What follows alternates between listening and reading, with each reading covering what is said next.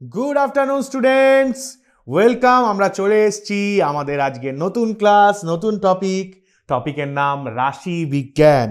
এবং এই রাশি বিজ্ঞান তোমাদের খুব পছন্দের একটা জায়গা, এবং কেনই বা হবে না, কারণ এই রাশি বিজ্ঞান চ্যাপ্টার থেকে তোমাদের কিন্তু 13 মার্কসের কোয়েশ্চেন আসবে। রাশি বিজ্ঞান চ্যাপ্টার থেকে কিন্তু 13 মার্কসের কোয়েশ্চেন আসবে।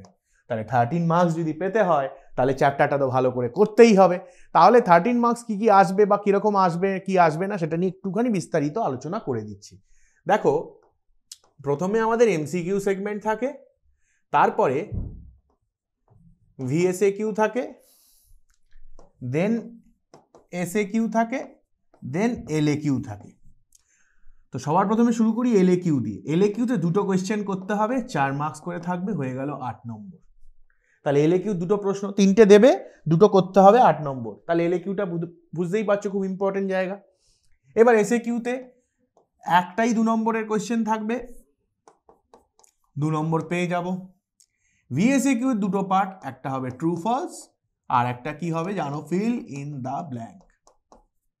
এই দুটো মিলিয়ে দুটো কোয়েশ্চেন 1 মার্কের, 2 মার্কস। আর এমসিকিউতে একটা কোয়েশ্চেন থাকবে 1 মার্কের, 1 মার্কস। তাহলে কত হলো? 8 আর 2 10, 2 12 আর 1 13। তার মানে দেখো, একটাই চ্যাপ্টার কিন্তু তোমাকে পাইয়ে দিচ্ছে কত নম্বর? 13 নম্বর। এই একটাই চ্যাপ্টার থেকে তুমি 13 নম্বর এমনি পেয়ে যাবে। তাহলে চ্যাপ্টারের গুরুত্বটা বুঝতে পেরেছো? সেই জন্য এই চ্যাপ্টারটা আমি জ্যামিতি, ত্রিকোণমিতি, পরিমিতির আগে আমি নিয়ে এসেছি। বীজগণিত শেষ করলাম, পাটিগণিত শেষ করলাম, তার সাথে সাথেই আমি কি নিয়ে চলে এলাম? রাশি বিজ্ঞান। ঠিক আছে, তাহলে বুঝতে পারছো, কারণ এই চ্যাপ্টারের গুরুত্বটা অনেক বেশি মাধ্যমিকের পরিপ্রেক্ষিতে। ঠিক আছে, এবং করাটাও খুব সহজ, এমন না যে খুব কঠিন চ্যাপ্টার, কঠিন কনসেপ্ট, সেটাও নয়। তাহলে এই 13 নম্বর আমাদেরকে ভালো করে গুছিয়ে করতে হবে। ঠিক আছে, আশা করি তোমরা বুঝতেই পারছো যে এই চ্যাপ্টারটা তোমরা মোটামুটি করেছো, আইডিয়া আছে। এবং চলো এই চ্যাপ্টারে কিছু কিছু কনসেপ্ট আমাদের জানা যায়। তাহলে এই চ্যাপ্টারের যে উদ্দেশ্যটা রাশি বিজ্ঞান, এই রাশি বিজ্ঞান মানে কি, কিছু ডেটা থাকবে, সেই ডেটা থেকে আমি কি করব, এই ডেটার উপর আমি কিছু মেথড বা আমি কিছু পদ্ধতি ব্যবহার করে সেই ডেটার কিছু ইনফরমেশন আমাকে বলে দেবে। সেই ডেটা থেকে আমি কিছু ইনফরমেশন আমরা জানতে পারবো। তাহলে সবার প্রথম যে জিনিসটা আমাদের জানতে হবে সেটা হলো কেন্দ্রীয় প্রবণতা। কি জানতে হবে? কেন্দ্রীয় প্রবণতা বা মধ্যগামিতা। ঠিক আছে, তাহলে কেন্দ্রীয় প্রবণতা, তাহলে কেন্দ্রীয় প্রবণতা এই কথার অর্থ কি? যে কোনো একটা তথ্য আছে বা কোনো একটা রাশি তত্ত্ব আছে যেখানে অনেকগুলো মানযুক্ত রাশি আছে, সেই রাশির মধ্যে, সেই মানের মধ্যে যে কোনটা ওই পুরো রাশিটার একটা রিপ্রেজেন্ট করছে, পুরো রাশিটার যে মানটা সেটা কোনো একটা মান দিয়ে যেই মানটা রিপ্রেজেন্ট করে, সেটাকেই আমরা তার কেন্দ্রীয় প্রবণতা বলি। তার মানে কি হলো, ধরো আমার কাছে অনেকগুলো রাশি তত্ত্ব আছে, ঠিক আছে, সেই রাশি তত্ত্বের মধ্যে কোনো এমন একটা মান আছে যেই মানটা কি করছে, তার আশেপাশেই ওই পুরো রাশি তত্ত্বের মানটা ঘোরাঘুরি করছে। ওই পুরো রাশি তত্ত্বের মানটা একটা নির্দিষ্ট মানের আশেপাশে ঘোরাঘুরি করছে। তাহলে ওই যে নির্দিষ্ট মান, সেই মানটাকে আমরা কি বলবো? তার কেন্দ্রীয় প্রবণতা। ঠিক, তাহলে কেন্দ্রীয় প্রবণতা এটা কিন্তু খুব ইম্পর্টেন্ট একটা জিনিস। সেটা একটা রাশি তত্ত্বের পুরো জিস্ট যেটা আমরা বলতে পারি, বা রাশি তত্ত্বকে যে রিপ্রেজেন্ট করছে। ঠিক আছে, রাশি তত্ত্বকে যে রিপ্রেজেন্ট করছে সেইটাকে আমরা বলতে পারি, রিপ্রেজেন্টেটিভ বলতে পারি। ঠিক আছে, তাহলে কেন্দ্রীয় প্রবণতা পরিমাপের 3টে পদ্ধতি আছে। তাহলে কেন্দ্রীয় প্রবণতা পরিমাপের কি পদ্ধতি আছে? 3টে পদ্ধতি আছে। প্রথম পদ্ধতির নাম হচ্ছে যৌগিক গড়, দ্বিতীয় পদ্ধতির নাম হচ্ছে মধ্যমা, তৃতীয় পদ্ধতির নাম হচ্ছে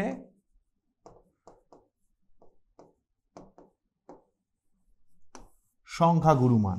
তাহলে সবার প্রথমে কি আছে? যৌগিক গড়, দ্বিতীয় পদ্ধতির নাম মধ্যমা, আর তৃতীয় পদ্ধতি সংখ্যাগুরু মান। তাহলে এরকম অনেক সময় দেয়।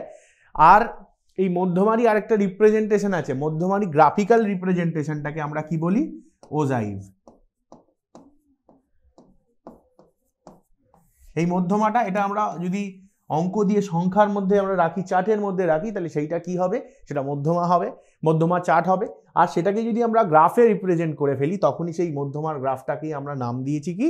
ওজাইভ। তাহলে বেসিক্যালি ওজাইটটাও কি মধ্যমারই গ্রাফিক্যাল ভার্জন, ঠিক আছে, সেও কেন্দ্রীয় প্রবণতাই আমাকে নির্ণয় করতে সাহায্য করছে, কারণ ওজাইট থেকে আমরা মধ্যমা পাই, মধ্যমা একটা কেন্দ্রীয় প্রবণতা পরিমাপক পদ্ধতি, ঠিক আছে। তাহলে যৌগিক গড়, মধ্যমা, সংখ্যাগুরু মান, এই তিনটে হলো কেন্দ্রীয় প্রবণতা নির্ণয়ের পদ্ধতি, ঠিক আছে, এই তিনটেই মেন পদ্ধতি। এইবার ঘটনা হচ্ছে যে এই যৌগিক গড়, মধ্যমা আর সংখ্যাগুরু মান, তাহলে যৌগিক গড়, মধ্যমা, সংখ্যাগুরু মান, এবার এই সংখ্যাগুরু মান আর যৌগিক গড় এই দুটো কথা আমাদের সব থেকে বেশি শোনা আছে, বা সংখ্যাগুরু বা সংখ্যালঘু এই কথাটা আমরা শুনে থাকি, যে সংখ্যালঘু ভোটে সে হেরে গেছে, এরকম বলে, যে সংখ্যালঘু এই কথাটা আমরা বলে থাকি, সংখ্যালঘু ভোট পেয়েছে, তার মানে কি সংখ্যালঘু মানে কম, সংখ্যাগুরু মানে বেশি, ঠিক আছে। আর এই যৌগিক গড়, এই যৌগিক শব্দটা যদি সরিয়ে দিই, গড়, ছোটবেলা থেকে আমরা গড় নির্ণয় শিখেছি, ঠিক আছে, গড় বা অ্যাভারেজ এটা আমরা ছোটবেলা থেকে জানি, তাহলে সবার প্রথমে আমরা গড় দিয়েই শুরু করব। কিন্তু মনে রাখবে এই তিনটে, এখান থেকে প্রশ্ন আসে যে এই তিনটেই কি পরিমাপ করার পদ্ধতি, কি পরিমাপ করতে কাজে লাগে, কেন্দ্রীয় প্রবণতা, ঠিক আছে, কেন্দ্রীয় প্রবণতা পরিমাপ পদ্ধতি হচ্ছে এই তিনটে, ঠিক আছে, এখান থেকে কিন্তু কোয়েশ্চেন আসে। তাহলে সবার প্রথমে শুরু করব যৌগিক গড় নিয়ে। তাহলে যৌগিক গড় বা এই গড় এই কথাটা আগে কোথা থেকে এসছে সেইটাকে একটুখানি বিচার বিবেচনা করে নি। ধরো তোমাদের তিনজন বন্ধু আছে, বন্ধুর নাম হচ্ছে এ, বি আর সি। তাহলে প্রথম বন্ধুর বয়স হচ্ছে 15 বছর, দ্বিতীয় বন্ধুর বয়স হচ্ছে 14 বছর, আর তৃতীয় বন্ধুর বয়স হচ্ছে 16 বছর। এবার আমি বললাম যে তাহলে তোমাদের তিনজন বন্ধুর অ্যাভারেজ বয়স বা গড় বয়স কত, ঠিক আছে, একজনের 15, একজনের 14, একজনের 16, তাহলে গড় কত বয়স, বা ধরো তোমাদের তিনজন এ, বি, সি বন্ধু একসাথে 20তে পরীক্ষা দিয়েছো, তো এ বন্ধু 20তে 20 পেয়েছে, বি বন্ধু 20তে 20 পেয়েছে, সি বন্ধু তোমাদের মধ্যেই পেয়েছে 17। তাহলে এই তিনজনের যে পরীক্ষার গড় নাম্বার কত পেয়েছে, ধরো এটাকে 20 না করে এটাকে আমি করে দিই, তাহলে এই যে তিনজন তিনটে আলাদা আলাদা নাম্বার পেয়েছে, তাহলে এই তিনজনের পরীক্ষায় প্রাপ্ত নাম্বারের গড় কত, ঠিক আছে, মানে গড়ে কত নাম্বার পেয়েছে, বা গড়ে এদের বয়স কত তোমাদের তিনজনে, কিভাবে বার করি আমরা, বেসিক্যালি আমরা কি করি, 15, 14, 16 তিনটেকে যোগ করে দিচ্ছি, আর তিনজন বন্ধু বা তিনজন আছো তাই 3 দিয়ে ভাগ করে দিচ্ছি, তাহলে এটা হলো 10, 20, 30, 40, 45, তার মানে 15, তাহলে গড় বেরিয়ে গেল 15। চলো এখানে গড় বার করি, সেটাকে কি করব, 20 প্লাস 15 প্লাস 17/3, 20, 30, 40, 45, 20, 30, 40, 50, 52,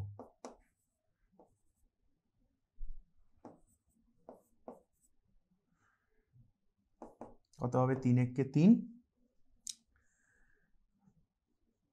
2, 22, 3, 7, 21, এটা চলতে থাকবে, 1 নামবে, 3 তিরিকে 9, চলতে থাকবে, ঠিক আছে। তাহলে এখানে গড় বেরিয়ে গেল, এখানে 17.33 প্রায় লিখে দেবো, ঠিক আছে। এইটাকে আসন্ন মান করা বলে, এটাও শিখে নাও, ছোট একটা জিনিস ছোটবেলায় শিখেছিলে। দেখো এখানে 3 3, তার পরের ঘরেও কি আসবে, 3ই আসবে, 3 তিরিকে 9 হবে, 1 0, আবার 3 তিরিকে 9, তাহলে এই যে 3 নম্বর ঘরটা আমরা দেখি, দশমিকের পর 3 দশমিক স্থানটা আমরা দেখি, 3 দশমিক স্থানে যদি 5 বা 5-এর বেশি কিছু নাম্বার হয়, 5 অথবা 5-এর বেশি, 5 অথবা 5-এর বেশি কিছু থাকলে আগের ঘরে আমরা 1 যোগ করে দিই, তাহলে এখানে 3 আছে মানে 5-এর কম আছে, তাহলে আগের ঘরে 3 3ই রেখেছি, ঠিক আছে। তাহলে উত্তর হয়ে গেছে 17.33 প্রায়, এই কথাটা লিখতে হবে যখন আসন্ন মানে করছি, কারণ এটা একটা অসীম দশমিক স্থান অবধি চলতে থাকবে, তাহলে সেইটাকে আমি এখন যখন সসীম করে দিচ্ছি, তাহলে সেটা কি হয়ে গেল, আমার অ্যাপ্রক্সিমেট রেজাল্ট বেরোলো, বা একটা আসন্ন মানে আমি বের করলাম, সেই জন্য 17.33 প্রায় বলে লিখলাম, ঠিক আছে। তাহলে এখানে তোমাদের বয়সের গড় বেরোলো, এখানে তোমাদের কিসের গড় বেরোলো, তোমাদের নাম্বারের প্রাপ্ত নাম্বারের গড়, তাহলে এইটা হচ্ছে গড়, এইটা গড়ে তোমরা এই নাম্বার পেয়েছো, বা গড়ে তোমাদের বয়সটা হচ্ছে এইটা, ঠিক আছে। তো এই হচ্ছে তোমাদের গড়ের কনসেপ্ট, ঠিক, এই কনসেপ্টটা আমরা ছোটবেলা থেকে পড়ে এসেছি। তাহলে এইটাকে যদি আমরা একটা খুব সুন্দরভাবে লিখতে চাই, ধরো x1, x2, x3 dot dot dot xn, এত জনের বয়সের গড় করতে চাইছি, মানে n জনের বয়সের গড়। প্রথম জনের বয়স x1, দ্বিতীয় জনের বয়স x2, তৃতীয় জনের বয়স x3 ... xn জনের বয়সের আমি গড় নির্ণয় করতে চাইছি। তাহলে কি হবে, এখানে লিখবো যৌগিক গড়, এই গড়টাকে আমরা বলবো যৌগিক গড়। ব্র্যাকেটে আমরা সাইন হচ্ছে x বার, এটাকে কি বলা হয়, এটাকে বলা হয় x বার। এই x এর মাথায় ড্যাশটা দিয়েছি, এটাকে বলা হয় x বার। তাহলে যৌগিক গড়ের এটা হচ্ছে সিম্বল, ঠিক আছে। এটা ইকুয়ালস টু কি হয়ে গেল, x1 plus x2 plus x3 সব যোগ করছি, xn পুরোটা ডিভাইডেড বাই কতগুলো ছিল, n সংখ্যক, তাহলে কি হয়ে গেল, ডিভাইডেড বাই n হয়ে গেল, ডিভাইডেড বাই কি হয়ে গেল, n। সবগুলোকে যোগ করলাম, x1 x2 x3 ... xn divided by n। এবার এগুলো কেন বলছি, কারণ এগুলো অনেক কাজে লাগবে। হ্যাঁ, সবাই যারা গুড আফটারনুন লিখেছে তাদের সবাইকে গুড আফটারনুন, ঠিক আছে।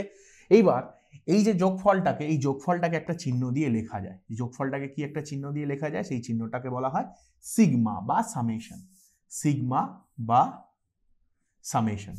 এই যোগফলটা লেখার আগে আমি আগে একটা 1/n করে নিচ্ছি, এদিকে এই nটাকে সরিয়ে আনলাম, এদিকে লিখলাম x1 x2 x3 plus ... plus xn। এইবার 1/n এইটা হয়ে গেল আমার সিগমা সাইন, এখানে লিখে দেব xi, এখানে i equals to 1 to n, ঠিক আছে। এবার ভালো করে দেখো, এই চিহ্নটাকে বলা হয় সিগমা, ক্যাপিটাল সিগমা, ঠিক আছে। আবার একটা স্মল সিগমাও আছে, ঠিক আছে। তাহলে ক্যাপিটাল সিগমাও আছে, স্মল সিগমাও আছে, এটা ফিজিক্সে ইউজ হয়েছে স্মল সিগমা, এটা ক্যাপিটাল সিগমা, ঠিক আছে। এটা গ্রিক অ্যালফাবেট। তাহলে এই সিগমা, এই সিগমার কথার আরেকটা অর্থ আছে সামেশন,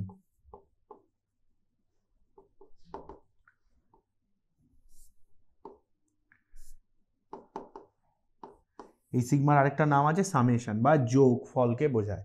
সিগমা মানে কি, সামেশন বা যোগফলকে বোঝায়। আর এখানে নিচে যেটা লিখেছি i1, এখানে লিখেছি i equals to 1 to n, মানে কি, এখানে দেখো i x i বলে লিখেছি, তাহলে একবার 1 2 3 ... n অবধি চলবে। চলো এটাকে একটু সহজে বুঝিয়ে দিই, দেন এটাতে ফিরে আসছি। এটাকে একটু সহজে বুঝিয়ে দিই সিগমার কেসটা।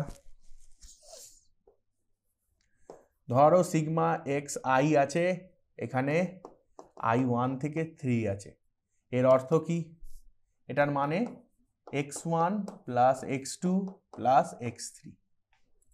দেখো বুঝলে কেসটা, এখানে আই কত 1 থেকে কত অবধি ছিল, 3 অবধি ছিল, এখানে সামেশন, এটাকে বলা হয় সামেশন xi, তারপরে সামেশন i1 to 3 xi, মানে কি, সামেশনটাকে যদি ভাঙি এর অর্থটাই হচ্ছে x1 x2 আর x3 যোগফল, ঠিক আছে।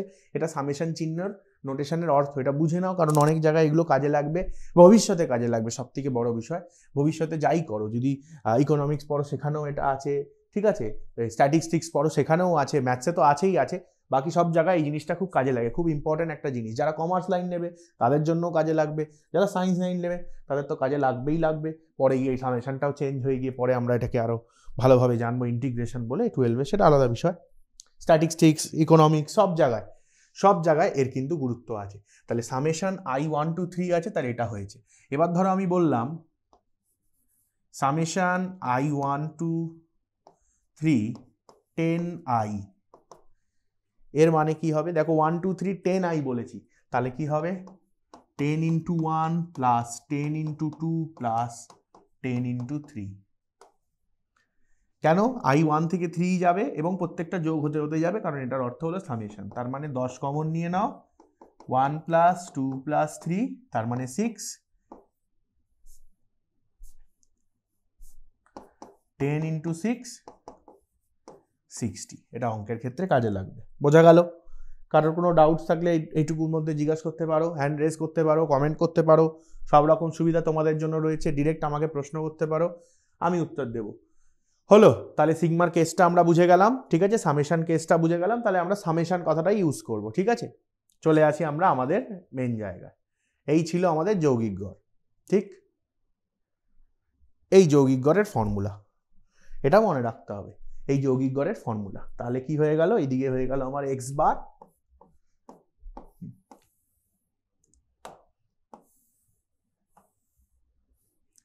এইবার নোট ডাউন করে রাখো এটা, এক্স বার ইকুয়ালস টু, হ্যাঁ সবাই বলছে, স্নেহা বলছে বুঝতে পারলাম একদম, এইটা হয়ে গেল এক্স বারের ফর্মুলা। এক্স বার মানে কি, জাস্ট নর্মাল যৌগিক গড়। এরপরে আসবো ভারযুক্ত গড় বা ভারযুক্ত যৌগিক গড়, সেটা আমরা করব, বা সেটাকে আমরা বলি প্রত্যক্ষ পদ্ধতিতে যৌগিক গড়। ভারযুক্ত গড় বা প্রত্যক্ষ পদ্ধতিতে যৌগিক গড় আসবো সেটাতে। এই ফর্মুলাটা বোঝা গেল, x bar equals two 1/n summation xi 1 to n, summation 1 to n xi, ঠিক আছে? তার মানে এইটাই ফর্মুলা, যেটা উপরে দেখছো এটাই এটা রূপ হয়ে গেল। নেক্সট চলে আসি, এরপরে আমরা যেটা করব সেটা হলো ভারযুক্ত গড় বা এটা কি আমরা বলি প্রত্যক্ষ পদ্ধতিতে যৌগিক গড়, ঠিক?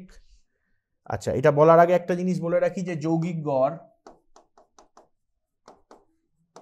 বার করার আবার তিনটে পদ্ধতি আছে। প্রথমে আছে প্রত্যক্ষ পদ্ধতি,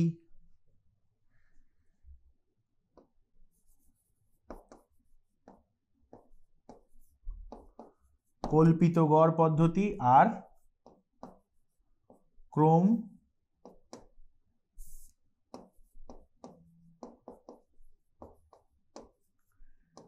বিচ্যুতি পদ্ধতি। কল্পিত গড়, প্রত্যক্ষ পদ্ধতি, ক্রম বিচ্যুতি। প্রত্যক্ষ পদ্ধতিকেই ভারযুক্ত গড়ও বলা হয়ে থাকে, ঠিক আছে?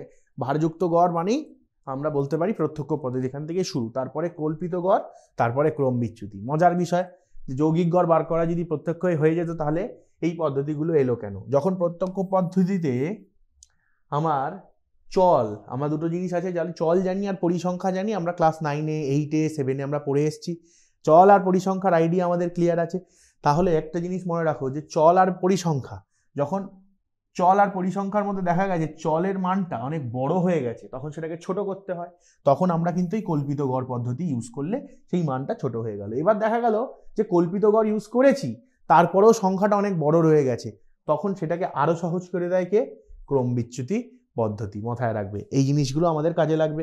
আমরা থিওরিটা বুঝবো, আমরা ধীরে ধীরে যাব, কারণ এটা খুব ইম্পর্টেন্ট জায়গা। 13 নম্বর আছে মাধ্যমিকে, ইয়ার কি নয়, তার আমাদের জিনিসগুলো বুঝে বুঝে যেতে হবে, কারণ প্রশ্ন কোথা থেকে আসবে, কিভাবে আসবে আমরা কেউ জানি না। তাহলে কি বললাম, প্রত্যক্ষ পদ্ধতিতে আমরা যখন সলভ করব তখন কি হবে, প্রত্যক্ষ পদ্ধতিতে যখন আমরা সলভ করে দেখবো যে xi বা চলের মানটা অনেক বড়, তখন কল্পিত গড় ইউজ করবো। যখন কল্পিত গড়ও দেখবো বড় রয়ে গেছে, ছোট করা যাচ্ছে না, তখন আমরা ক্রম বিচ্যুতিতে ছোট করবো। এবার মাঝখান দিয়ে তোমাদের মধ্যে কেউ প্রশ্ন করে, স্যার যদি ক্রম বিচ্যুতিতেও বড় থাকে? আরে বাবা, ক্রম বিচ্যুতিতে বড় থাকবে না, তার জন্যই ছোট করা হবে।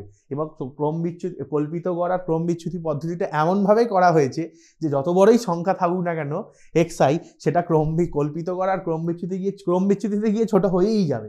কেন ছোট হয়ে যাবে সেটা আমি দেখাবো অঙ্ক করার সময়। মানে ক্রম বিচ্যুতিতে গেলে সেটা ছোট হতেই হবে, যত বড়ই সংখ্যা নাও, সেটা ক্রম বিচ্যুতি যখন করবে তখন সেটা ছোট হতে বাধ্য। যদি, এখানে একটা কন্ডিশন আছে, যদি শ্রেণী দৈর্ঘ্য সমান হয়। ক্রম বিচ্যুতি তখনই করা যাবে যদি শ্রেণী দৈর্ঘ্য সমান হয়। কেন, পরে আসবো, বলবো। চলো তাহলে যৌগিক গড় ভারযুক্ত বা প্রত্যক্ষ পদ্ধতিতে যৌগিক গড়। তো দেখা গেছে এটা xi এর টেবিল, ধরো এটা fi এর টেবিল। তাহলে x1 এর জন্য বলছে f1 জন হচ্ছে, মানে ধরো x1 চলের জন্য পরিসংখ্যা কত পাওয়া গেছে, f1 জন। তার মানে ধরো আমি বললাম 10 পেয়েছে তোমাদের ক্লাসে 2 জন, x2টা ধরো 12 পেয়েছে তোমাদের ক্লাসে 1 জন। তারপরে বললাম 15 পেয়েছে তোমাদের ক্লাসে 16 জন, আর লাস্টে 20-তে 20 পেয়েছে তোমাদের ক্লাসে 1 জন। হতেই পারে, এটা পরীক্ষা নাম্বার, 20 নম্বরের পরীক্ষায় এই নাম্বার পেয়েছে। তাহলে 10 জন পেয়েছে, এই 10 নম্বর পেয়েছে 2 জন, যেরকম যেরকম বলেছিলাম। তাহলে কি হলো, টোটাল 2 জন যদি 10 পায় তাহলে টোটাল নাম্বার কত হবে, টোটাল নাম্বার হয়ে যাবে 20। তাহলে যখন আমার কাছে আমার স্যাম্পল স্পেসটা অনেক বড় হয়ে যায়, মানে ধরো যখন তুমি 4 জন স্টুডেন্টকে নিয়ে করছো ঠিক আছে, 3 জন বন্ধুকে নিয়ে করেছিলাম ঠিক ছিল, এই যে শুরুতে 3 জন বন্ধুকে নিয়ে 3 জন বন্ধুর নাম্বার, 3 জন বন্ধুর যৌগিক গড় বার করলাম, মানে গড় বার করলাম, 3 জন বন্ধুর নাম্বারের গড় বার করলাম, ঠিক ছিল, 3 জন বন্ধু ছিল। কিন্তু যখন 3 জনের জায়গায় 300 জন হয়ে যাবে বা 30 জন হয়ে যাবে, তখন কিন্তু সেইটাকে আমাকে কি করতে হবে, আমরা মনে আছে শিখেছিলাম ছোটবেলায় ট্যালি মার্ক। তাহলে কি হলো, একটা কি র ডেটা থাকবে, ঠিক, একটা র ডেটা থাকবে, কাঁচা তথ্য থাকবে, সেই কাঁচা তথ্যকে আমরা কি করলাম, শ্রেণীবদ্ধ করতাম। শ্রেণীবদ্ধ করাটাকেই আমরা কি বলতাম, ট্যালি মার্ক, যেটা আমরা ট্যালি মার্কে শিখেছিলাম। ঠিক, সেই ট্যালি মার্ক করালে কি পাওয়া যেত, একটা চল পাওয়া যেত, আর চলের নিরিখে ট্যালি মার্কের যে সংখ্যাগুলো সেটাকেই আমরা বলতাম পরিসংখ্যা।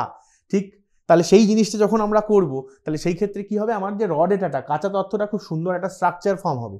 তাহলে সেই ক্ষেত্রে আমাকে যদি যৌগিক গড় বার করতে হয়, তখন আমরা কি করব, তাহলে x1 চলের জন্য f1 জোন আছে, x2 চলের জন্য f2 জোন আছে, x3 এর জন্য f3 আর xn এর জন্য fn। তাহলে সেই ক্ষেত্রে আমাকে আরেকটা জিনিস বার করতে হবে, that is xi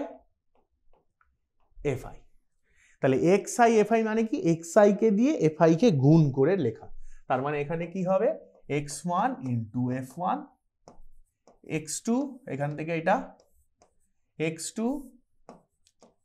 into f2, এখান থেকে কি পাবে x3 into f3,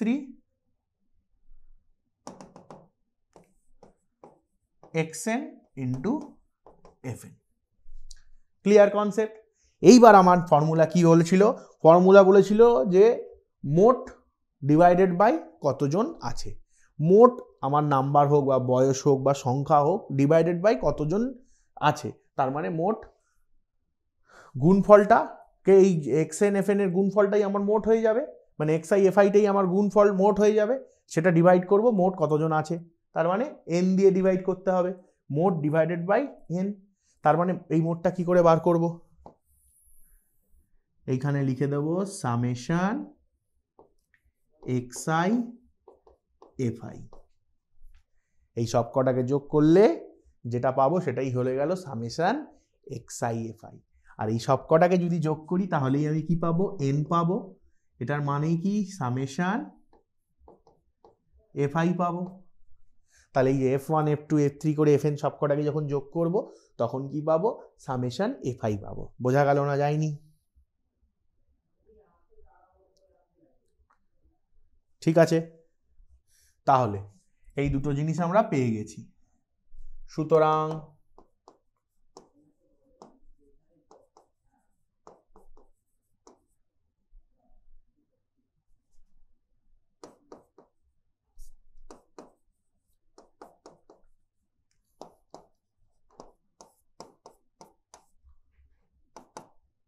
summation xi fi divided by summation fi। তাহলে কি করলাম, সামেশন xi fi কে সামেশন fi দিয়ে ডিভাইড করলাম, তাহলে যেই ফর্মুলাটা পেলাম এটাই হয়ে গেল আমার প্রত্যক্ষ পদ্ধতিতে যৌগিক গড়। এটাই আমার 1 নম্বর ফর্মুলা। তাহলে নর্মালি যখন আমার চল দিয়ে দেবে বা আমার দিয়ে দেবে চল ও পরিসংখ্যা দিয়ে দেবে, হ্যাঁ চল আর পরিসংখ্যা দিয়ে দেবে, তখন আমি কি করব, চল পরিসংখ্যার গুণফল বার করে সেইগুলোকে যোগ করব, সেটাকে পরিসংখ্যা দিয়ে, মোট পরিসংখ্যা দিয়ে ডিভাইড করে দেবো, তাহলেই আমরা কি পেয়ে যাব, প্রত্যক্ষ পদ্ধতিতে যৌগিক গড়। এইবার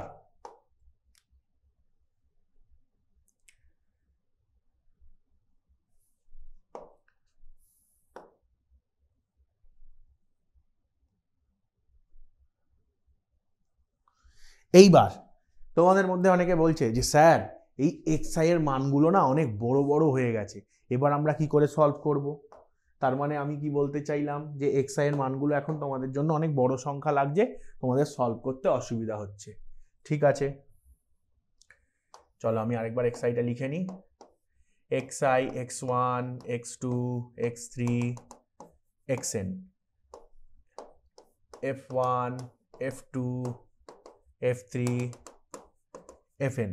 এবার তোমাদের মধ্যে প্রশ্ন হয়েছে যে স্যার এইখানে না xiটা অনেক বড় হয়ে গেছে, এত বড় ভ্যালু নিয়ে আমি কাজ করতে পারছি না। তখন আমি তোমাদেরকে কি বলবো যে এই xi গুলো যতগুলো আছে, ধরো আমি এখানে এটাকে লিমিট করে নিচ্ছি, ধরো এটাকে বললাম 1 2 3 x4 x5, 5টা নিলাম, f4 f5, 5টা, n খানা নিচ্ছি না। এই 5টার মধ্যে কোনো একটাকে, মাঝের কোনো একটাকে তোমরা কিন্তু ধরে নিতে পারো গড় হিসাবে, অ্যাজিউমিন বা গড় হিসাবে, কল্পিত গড় হিসাবে ধরে নিতে পারো, ধরে নিচ্ছ, কল্পনা করছো এর একটা গড় হবে। এইবার এইখানে দেখো 5টা আছে, এর মাঝখানটা বার করা খুব সহজ, x3টা হয়ে যাবে এখানে রে, এটা স্মল এও লিখতে পারো, ক্যাপিটাল এও লিখতে পারো, কোনো অসুবিধা নেই। এইবার তোমাদের মধ্যে অনেক প্রশ্ন করবে, স্যার আপনি তো একটুখানি চালাকি করলেন, আপনি 5টা নিলেন, সেখানে তো মাঝখানেরটা 3 নম্বর হবে, স্যার আমাদের পরীক্ষায় অঙ্ক দিচ্ছে 6টা বা 8টা বা 4টে, তখন আমরা মাঝখান খুঁজেই পাচ্ছি না।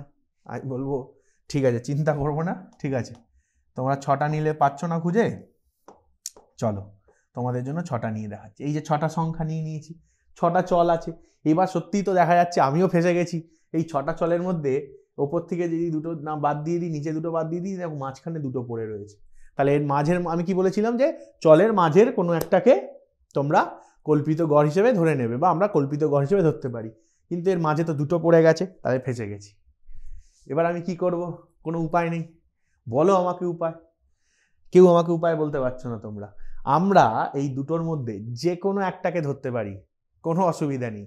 তুমি বাড়িতে যে কোনো অঙ্ক তুলবে, যে কোনো অঙ্ক যেখানে কল্পিত গড় করতে দিয়েছে, 6টা 8টা মানে জোড় সংখ্যায় আছে, যে কোনো অঙ্ক এমন তোলো, তুলে একবার এটাকে এ ধরো, আর একবার এটাকে এ ধরো, একবার a3 কে এ ধরো, মানে x3 3 নম্বরে যে থাকবে তাকে এ ধরো,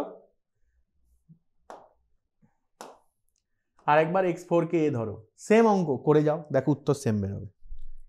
তাহলে কেসটা বোঝা গেল, যেহেতু মাঝখানে দুটো আছে, তো আমি যে কোনো একটাকে আমি কিন্তু কল্পিত গড় হিসাবে ধরে নিতে পারি, ঠিক আছে। আমরা মাঝেরটাকেই ধরি, তাতে আমাদের সুবিধা হয়, ঠিক আছে। তো যদি 5টা থাকতো তাহলে মাঝেরটা a3 হতো, কিন্তু যেহেতু 6টা হয়ে গেছে, তাহলে আমি a3 a4 যে কোনো একটাকে ধরে অঙ্ক করতে পারি। এরপরে আসবে আমাদের নতুন একটা চার্ট তৈরি করতে হবে, এটাকে কমানোর জন্য কি করব, ডিআই বলে একটা চার্ট তৈরি করব। ডিআই তে লিখব xi মাইনাস a, ডিআই তে কি লিখব, xi মাইনাস a, মানে এই যে xi গুলো আছে, এই xi গুলোকে কি করব, এটা প্রত্যেকটা xi থেকে বাদ দিয়ে দেবো। a কত আছে, আমার x4 আছে, তাহলে প্রথমটা কি হবে, প্রথমটা হবে x1 মাইনাস x4, দ্বিতীয়টা কি হবে x2 minus x4, তৃতীয়টা x3 minus x4, চতুর্থটা x4 minus x4, তাহলে চতুর্থটা x4 মাইনাস x4 0 হয়ে যাবে। তারপরে 5 নম্বরেরটা x5 minus x4, 6এরটা x6 minus x4, এই করে করে আমরা ডিআই পেয়ে গেলাম। এইবার তারপরে তোমরা বলবে যে তাহলে কি করবো স্যার, ডিআই পেয়ে গেছি, ছোট হয়ে গেছে, আমাদের খুব খুশি আমরা, তাহলে আমি বলবো চলো এক কাজ করো, ডিআই পেয়ে গেছো, xi কে ছোট করে তোমরা ডিআই পেয়ে গেছো, তাহলে এবার কি করো, ডিআই কে fi ভেবে ডিআই কে xi ভেবে ডিআইএফআই করে দাও, যেরকম xi fi করেছিলাম, এবারে ডিআইটা আমার নতুন xi, ছোট xi, সেই জন্য ডিআইএফআই করে দাও। তাহলে কি হবে, d1 f1 d2 f2 d3 f3 d4 f4 d5 f5 d6 f6। এইবার এটাই তাহলে d1, কিন্তু হ্যাঁ এটা d1 d2 d3 d4 d5 d6, এই যে বিয়োগ করে যেটা বেরিয়েছে। তো তোমরা বিয়োগফলটা ডিরেক্ট লিখবে, আমি দেখিয়ে দিলাম প্রসেসটা। এরপরে আমাদের কি কাজ থাকে, সামেশন xi fi এর জায়গায় এবারে বার করব সামেশন ডিআইএফআই, বার করতে পারবো। আর এইদিকে তো আমাদের একই রুল, সামেশন fi, যেটা আমাদের n হিসাবে কাজ করে।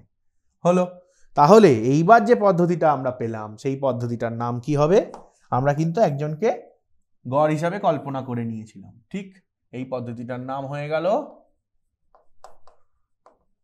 কল্পিত গড় পদ্ধতি।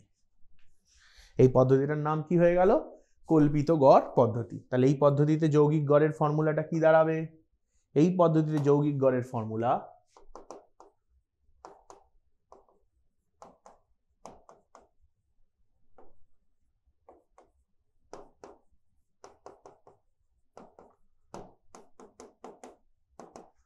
কি ফর্মুলা দাঁড়াবে? a plus summation DI/FI by summation FI। এবার তোমাদের মনে প্রশ্ন হবে, স্যার a প্লাস কেন করলেন? একে তো আমরা বাদ দিয়ে দিয়েছিলাম, ওই জন্যই a প্লাস করেছি। আমরা DI/FI বাই FI যেটা করছি সেখানে নেই কে, a তো বাদ দেওয়া আছে, এই DI প্রত্যেক করা থেকে তো a বাদ দেওয়া আছে।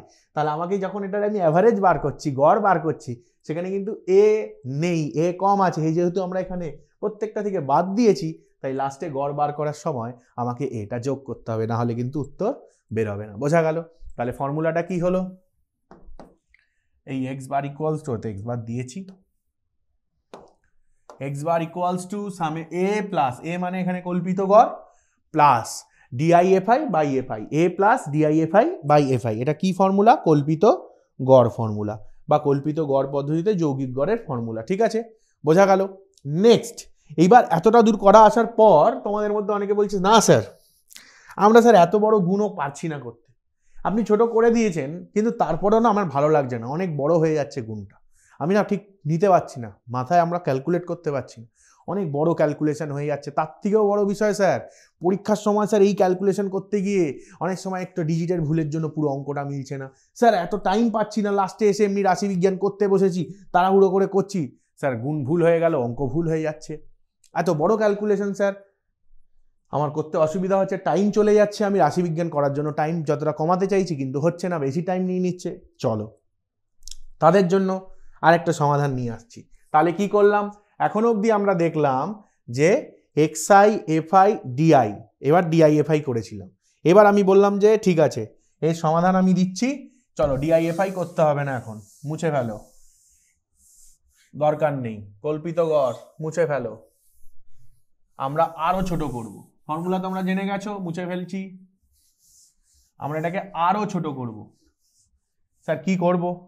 দেখো এইটা হচ্ছে শ্রেণী মধ্যক বলি আমরা এটাকে, xi চল বা শ্রেণী মধ্যক, যদি শ্রেণীর অঙ্ক থাকে নাহলে চল দিয়ে দেবে, নাহলে চল তোমাকে শ্রেণী মধ্যক হিসাবে বার করতে হবে। কিভাবে শ্রেণী মধ্যক বার করে তোমরা জানো, উচ্চ সীমা প্লাস নিম্ন সীমা যোগ করে 2 দিয়ে ভাগ, তাহলে কি পাওয়া যায়? শ্রেণী মধ্যক পাওয়া যায়। উচ্চ সীমা আর নিম্ন সীমাকে যোগ করতে হয়। ধরো 10 থেকে 20, 20 থেকে 30 এরকম একটা শ্রেণী আছে, তাহলে 10 আর 20কে যোগ করব, তাহলে 10 আর 20তে কত হবে? 30, 30 বাই 2 করলে 15। তাহলে শ্রেণী তাহলে মধ্যকটা কি হবে বা xiটা কি হবে? চলটা কি হবে?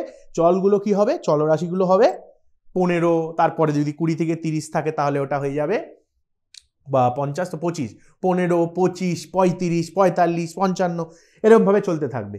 তাহলে ওই xi-গুলো আমরা পেয়ে যাচ্ছি। তাহলে একটা শ্রেণী আছে, তার মানে শ্রেণীর দৈর্ঘ্যও আছে। তো আমি বললাম যে এক কাজ করো, তোমাদের খাটনি কমানোর জন্য DI এর পর DI/FI করো না, DI গুলো বড় দেখেছো তো, তাহলে এক কাজ করো, আরেকটা টেবিল বানিয়ে নাও, UI। এই UI তে করবে কি, এই যে xi মাইনাস a যেগুলো বার করেছো সেটাকে h দিয়ে ভাগ করে দাও। এখানে hটাকে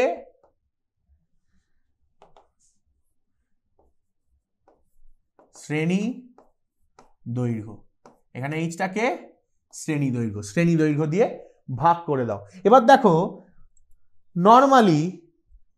নর্মাল অঙ্কে শ্রেণী দৈর্ঘ্য সমান হবে, কিন্তু যদি শ্রেণী দৈর্ঘ্য অসমান হয় তাহলে সবাইকে এক সংখ্যা দিয়ে কি ভাগ করতে পারবো?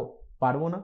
সেই জন্য আমি এখানে একটা কথা লিখেছিলাম, ক্রম বিচ্যুতি পদ্ধতি। এই পদ্ধতি যেটা করছি এটার নাম হচ্ছে ক্রম বিচ্যুতি। তাহলে ক্রম বিচ্যুতি পদ্ধতিতে শ্রেণী দৈর্ঘ্য সমান হবে, তবেই আমরা ক্রম বিচ্যুতি করতে পারবো। তাহলে যদি আমার শ্রেণী দেওয়া থাকে, সেই শ্রেণী দৈর্ঘ্যগুলো যদি সমান হয় তাহলেই আমরা এই প্রসেসটা অ্যাপ্লাই করতে পারছি। দেন আমরা কি করব, এই D1কে ভাগ করব h দিয়ে, তাহলে আমরা U1 পাবো। U2-র জন্য কি করব, এই D2কে ভাগ করব h দিয়ে, U3 এর জন্য D3কে ভাগ করব, U4 এর জন্য D4কে ভাগ করব, U5 এর জন্য D5কে ভাগ করব, সবাইকে h দিয়ে ভাগ করছি, আর U6 এর জন্য D6কে ভাগ করব h দিয়ে। করলাম, হলো। প্রত্যেকটা UI আমরা পেয়ে গেলাম u1 u2 u3 করে। এরপরে বার করব, যেহেতু আমার xi চেঞ্জ হয়ে গেছে di তে, di কে আবার চেঞ্জ করেছি ui তে, তাহলে এবার বার করব ui fi। কি বার করব? ui fi। কি বেরোবে? u1 f1 dot dot dot লাস্টে বেরোবে u6 f6। যোগ করব, এটা কি হবে? Summation ui fi, summation ui fi। আর এদিকে তো সামেশন fi আছেই। তাহলে চলো এবার ফর্মুলাটা বার করে ফেলি। পদ্ধতির নাম বুঝে গেছো এতক্ষণেই, ক্রম বিচ্যুতি পদ্ধতি। 3 নম্বর পদ্ধতি ক্রম বিচ্যুতি পদ্ধতি। চলো ক্রম বিচ্যুতি পদ্ধতিতে ফর্মুলাটা লিখে ফেলি। ফর্মুলা কি বলছে? ফর্মুলাটা বুঝতে হবে। ফর্মুলা বলছে যৌগিক গড় সমান সমান এ প্লাস, এ তো বাদ দিয়েছি, এ অ্যাড করতেই হবে, সামেশন, বা এত বাজে সামেশন আমি জীবনে আঁকিনি, u i f i by summation f i. বোঝা গেল? কিন্তু এআই বলছি, A plus summation u i by f i এত অবধি ঠিক ছিল, কোনো প্রবলেম নেই, কল্পিত গড়ের মতোই ছিল, কোনো অসুবিধা নেই, এ বাদ দিয়েছিলাম। কিন্তু এইখানে নতুন স্টেপে এইচ দিয়ে ভাগ করেছিলাম, তাহলে এইচ দিয়ে ভাগ করে আমরা ইউআই পেয়েছিলাম, তাহলে উত্তর পাওয়ার জন্য আমাকে লাস্টে একটা এইচ দিয়ে গুণও করতে হবে। বোঝা গেল ফর্মুলাটা ক্রম বিচ্যুতি? তাহলে A plus summation u i f i by f i into h, এইটা কিন্তু মাথায় রাখতে হবে। এইটা হয়ে গেল আমার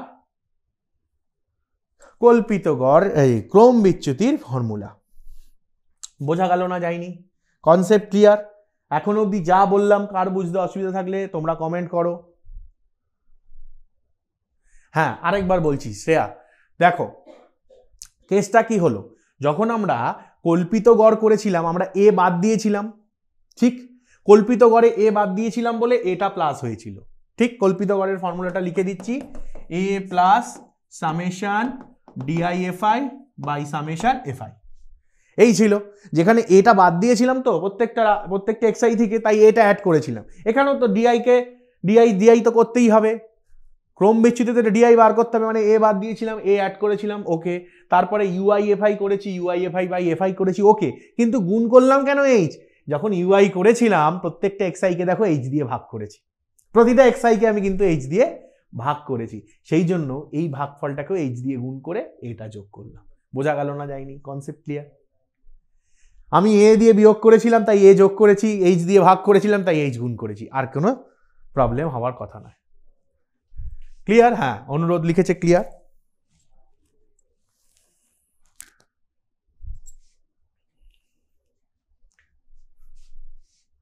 ঠিক আছে, চলো এরপরে আমরা ক্রম বিচ্যুতি পদ্ধতি হয়ে গেল আমাদের, এখানেই আমাদের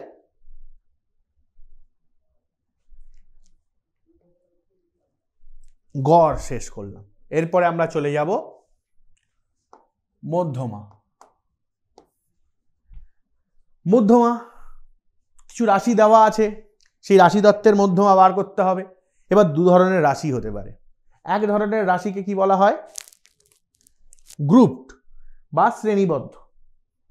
আরেক ধরনের রাশি হচ্ছে শ্রেণীবদ্ধ নয়, আনগ্রুপড। তাহলে সবার প্রথমে শ্রেণীবদ্ধ নয় এমন রাশি তত্ত্বের মধ্যমা বার করা শিখব। শ্রেণীবদ্ধ নয়, শ্রেণীবদ্ধ নয় মানে কি? ধরো তোমাদের স্কুলে কোনো একটা প্রোগ্রাম হচ্ছে, সামনে আমাদের 23শে জানুয়ারি 26শে জানুয়ারি আসছে, তো স্কুলে কোনো একটা প্রোগ্রাম হচ্ছে, সেখানে তোমাদের কি ক্লাস ওয়াইজ আলাদা করে দাঁড় করাবে, বসাবে? কোনো ইভেন্ট হচ্ছে, কোনো প্রোগ্রাম হচ্ছে, অনুষ্ঠানে সবাইকে একসাথে রেখে দেবে।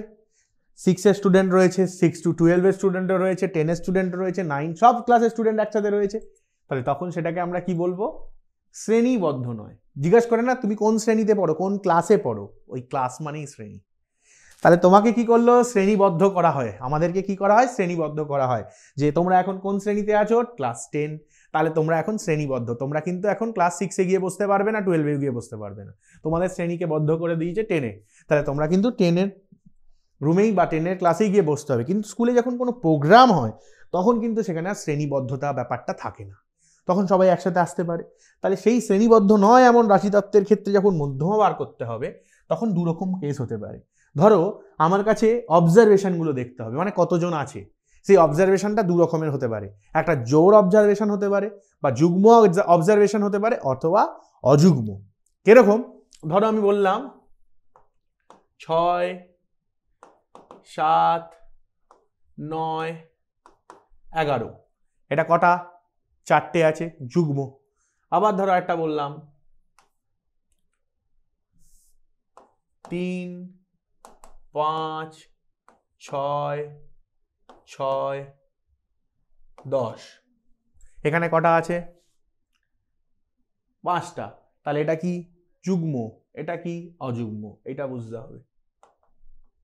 যুগ্ম সংখ্যক,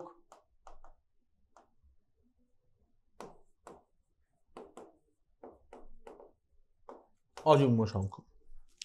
তাহলে যখন যুগ্ম হবে, বদ্ধ নয়, যখন যুগ্ম হবে, এন নাম্বার অফ টার্মস বলি আমরা, বা নাম্বার অফ অবজারভেশন, কত সংখ্যক অবজারভেশন আছে, পর্যবেক্ষণ কটা? 4টে। তাহলে যখন এন যুগ্ম, আগে অযুগ্মটা বার করে নি, ফর্মুলাটা সহজ। যখন এন অযুগ্ম তখন মধ্যমা সমান সমান n + 1/2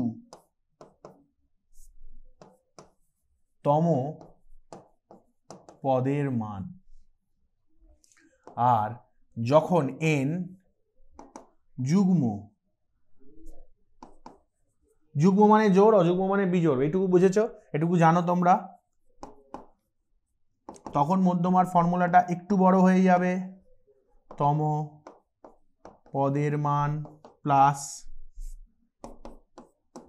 n/2 + 1 তম পদের মান, পুরোটা ডিভাইডেড বাই 2। দেখে ঘাবড়ানোর কিছু নেই, ভয় পাওয়ারও কিছু নেই, এক্ষুনি করে দিচ্ছি। এটা ফর্মুলা বোঝা গেছে, রেখে দিলাম সাইডে।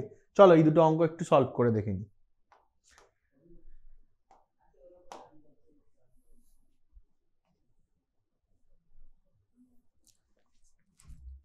বলেছে যুগ্ম সংখ্যা, তাহলে যুগ্ম সংখ্যার ফর্মুলাটা একটু বড় আছে, পরে আসছি। অযুগ্মটা আগে দেখে নিই। অযুগ্ম সংখ্যা থাকে কি n + 1/2 তম পদের মান। এখানে কত আছে? 1, 2, 3, 4, 5, n = 5, ব্র্যাকেটে লিখে দেবে অযুগ্ম। যেই অযুগ্ম হয়ে গেল, ফর্মুলাটা কি? মধ্যমা সমান সমান n + 1/2 তম পদের মান। n কত?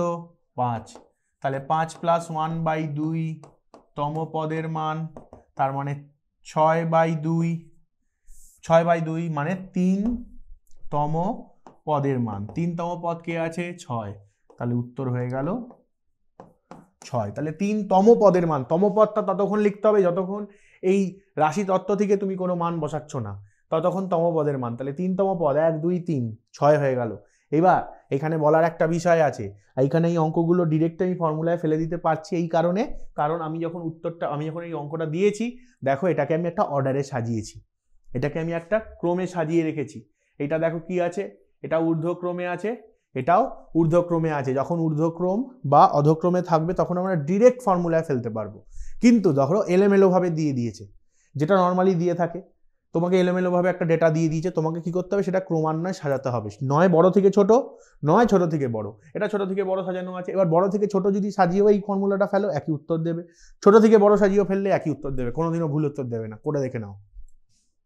হলো? এবার এটা কি করলাম? অযুগ্ম সংখ্যার জন্য বার করলাম। এবার চলো এই যুগ্মটা বার করি। এই যুগ্ম সংখ্যার জন্য বার করব। কত আছে? n কত? 4, n = 4, ব্র্যাকেটে লিখে দাও যুগ্ম। ফর্মুলা কি মধ্যমার? বলছে n/2 তম পদের মান প্লাস n/2 + 1 তম পদের মান, পুরোটা বাই 2। তাহলে n কত 1 2 3 4 n 4 তাহলে 4/2 তম পদের মান 4/2 মানে 2তম পদের মান তাহলে 4/2 4 কে 2 দিয়ে ভাগ করলে 2 হয় তাহলে 2তম পদের মান আর 4/2 প্লাস 1 তার মানে কি 2 প্লাস 1 কত হবে 4/2 মানে 2 n এর জায়গায় 4 বসবে n 4 আছে তাহলে 4/2 মানে 2 প্লাস 1 তারপরে 3তম পদের মান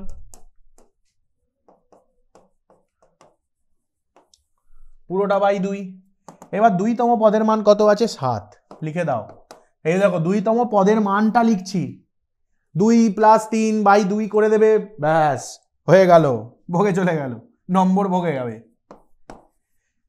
তাহলে কি হলো 2তম পদের মান 7 3তম পদের মান 9 এবার দুটোকে করব যোগ তারপরে পাবে জয় তাহলে কত হয়ে গেল 16/2 সমান 8 এটাই হলো উত্তর কনসেপ্ট ক্লিয়ার বুঝতে না থাক হ্যাঁ উত্তর 8 এসে গেছে সায়ন উত্তর দিয়ে দিয়েছে 8 বলো কারোর বুঝতে অসুবিধা হলো দুটো অঙ্ক মধ্যমার দুটো অঙ্ক করব দুটো টাইপ শেষ নাও করে ফেলো স্ক্রিনশট নিয়ে ফেলো নয় করে ফেলো পুরো এটার মধ্যেই মধ্যমার শ্রেণীবদ্ধ নয় এমন মধ্যমার কনসেপ্ট পুরো এটার মধ্যেই ক্লিয়ার হয়ে যাবে একটা অযুগ্ম সংখ্যা একটা যুগ্ম সংখ্যা দুটোর বাইরে কোনো অঙ্ক আসবে না অযুগ্ম আর যুগ্মর বাইরে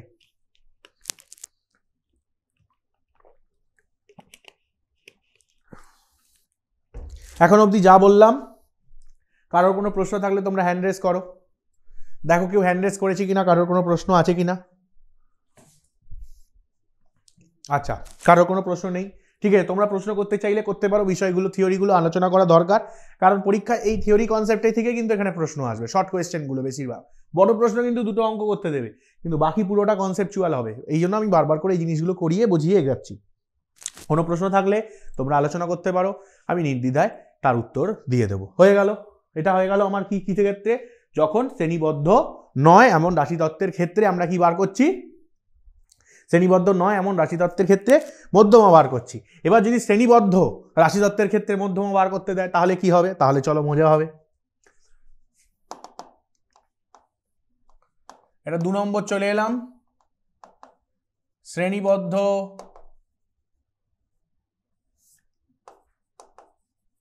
রাশি তথ্যের ক্ষেত্রে মধ্যমা শ্রেণীবদ্ধ রাশি তত্ত্বের ক্ষেত্রে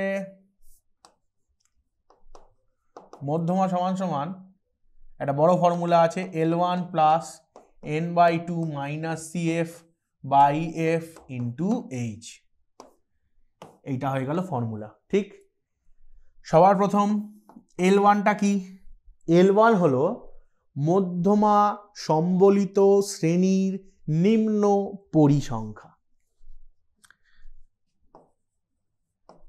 মধ্যমা সম্বলিত শ্রেণীর নিম্ন পরিসংখ্যা মানে ধরো মধ্যমা আমার পাওয়া যাচ্ছে মধ্যমা সম্বলিত শ্রেণী মনে হচ্ছে 20 থেকে 30 এটা মধ্যমা সম্বলিত শ্রেণী মনে হচ্ছে তাহলে এই মধ্যমা সম্বলিত শ্রেণী এটা হবে L1 নিম্ন পরিসংখ্যাটা বা নিম্ন শ্রেণী সীমানা এটা বেটার হয় নিম্ন পরিসংখ্যা নয় নিম্ন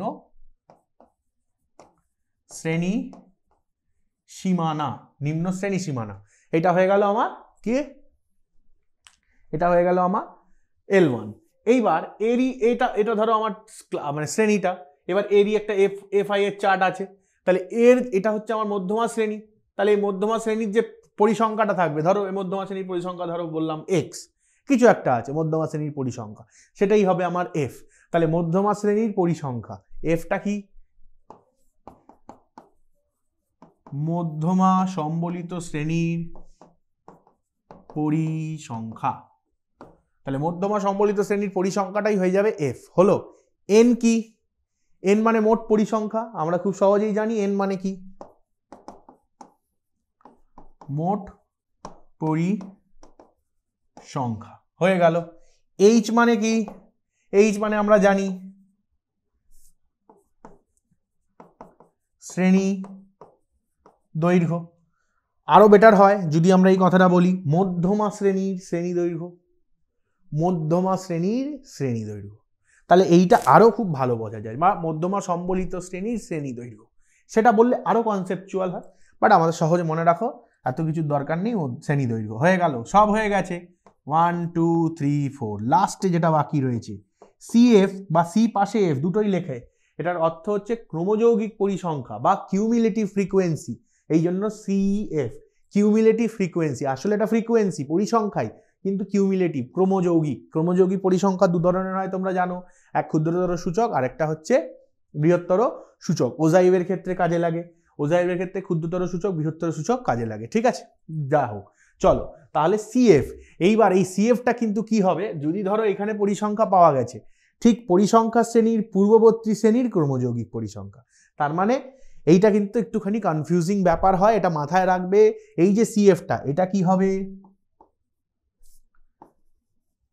মধ্যমা শ্রেণীর পূর্ববর্তী শ্রেণীর ক্রমযৌগিক পরিসংখ্যা। তাহলে কি হলো, সিএফটা কি হলো, মধ্যমা শ্রেণীর পূর্ববর্তী শ্রেণীর ক্রমযৌগিক পরিসংখ্যা, ঠিক।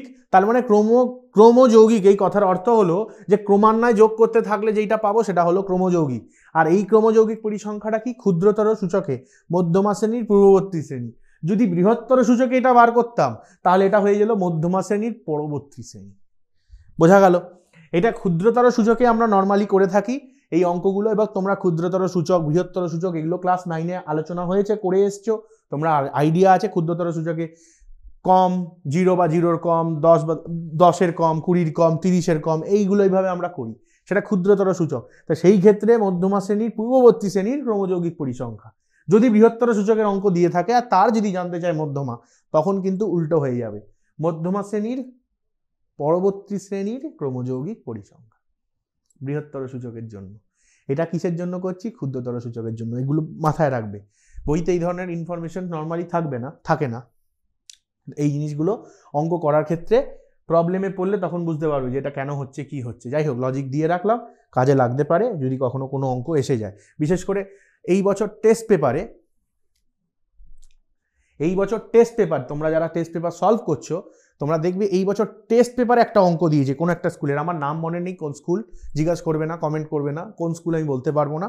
এই বছর টেস্ট পেপারে কোনো একটা স্কুলের মধ্যমা নির্ণয় করার অঙ্ক দিয়েছে বৃহত্তর সূচক দিয়ে, খুঁজলেই পেয়ে যাবে টেস্ট পেপার, WBTA টেস্ট পেপারে খুঁজলে পেয়ে যাবে। সেইখানে দিয়েছে বৃহত্তর সূচক, তার জানতে চেয়েছে মধ্যমা শ্রেণীবদ্ধ, কিন্তু বৃহত্তর সূচকের অঙ্কটা দিয়েছে। সেখানে যদি তুমি এটা পূর্ববর্তী শ্রেণী লাগাও, হবে না, মিলবে না, কারণ ওটা বৃহত্তর সূচক আছে, পরবর্তী শ্রেণী দিয়ে করতে হবে, মাথায় রাখবে।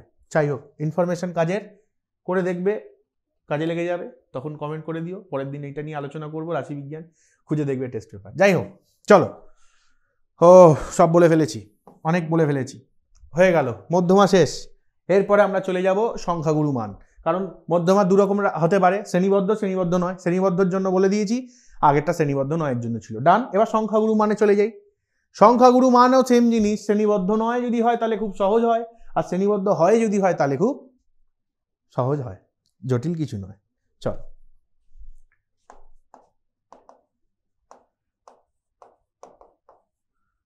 দেখো এই সংখ্যা গুরু মান, এই কথাটার মধ্যেই কিন্তু সব বলে দিচ্ছে। সংখ্যা গুরু মানে যে গুরুকে ধরো যে বেশি আছে সে গুরু, যার কাছে জ্ঞান বেশি থাকে তাকে আমরা গুরু বলি, ঠিক। যেরকম আমি তোমাদেরকে শেখাচ্ছি, আগেকার দিনে গুরু ছিল, এখন তো সবাই স্যার বলে, ঠিক আছে। স্যার যারা নাইট উপাধি পায় তাদেরকে বলা উচিত। যাই হোক, আমি নাইট উপাধি পাইনি, তাও আমাকে সবাই স্যার বলে, কারণ এটা চলতি কথায় বলে এসছে, আমরা রেসপেক্ট দিয়ে স্যার বলি। যাই হোক, তো গুরু মানে কি, যার কাছে বেশি আছে, বা যার কাছে জ্ঞান বেশি আছে, বা যার কাছে সংখ্যা বেশি আছে। তাহলে সংখ্যা গুরু মানে কি, সংখ্যা বেশি যার কাছে, তাহলে জ্ঞান বেশি যার, তাহলে তো জ্ঞান গুরু বলা হবে, ঠিক আছে। সংখ্যা গুরু মানে কি, সংখ্যা যার বেশি আছে, মানে সংখ্যায় যে বেশি আছে সেই হবে সংখ্যা গুরু মান। এবার ধরো আমি একটা রাশি তত্ত্ব লিখছি,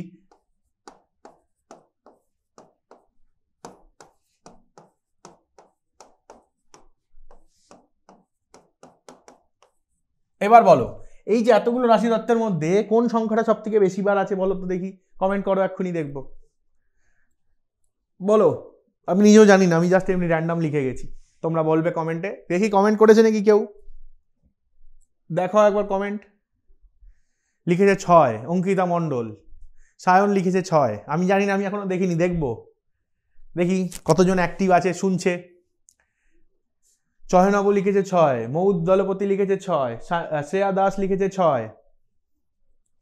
ঠিক আছে, দেখি তো, সবাই 6 বলছে, নিশ্চয়ই 6ই হবে। দেখি 6 একবার আছে, দুবার আছে, 3 বার আছে।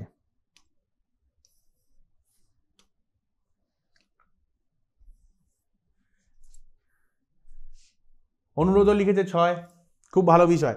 দেখো 6 একবার, দুবার, 3 বার, 3 বার 6 আছে। বাকি আর কোনো সংখ্যা কি সব থেকে এই বেশি আছে? তার মানে কি হলো, আমার কথাটা মিললো, সংখ্যায় যে গুরু, তার মানে সংখ্যায় যে সব থেকে বেশি, সেই হবে সংখ্যাগুরু মান। সুতরাং কি লিখতে পারি? সংখ্যা গুরু মান সমান সমান 6, ব্র্যাকেটে লিখে দেবে 3 বার আছে। ঠিক আছে, কনসেপ্ট ক্লিয়ার? এই সংখ্যাগুরু মান। এইবার আরেকটা কোশ্চেন দিই।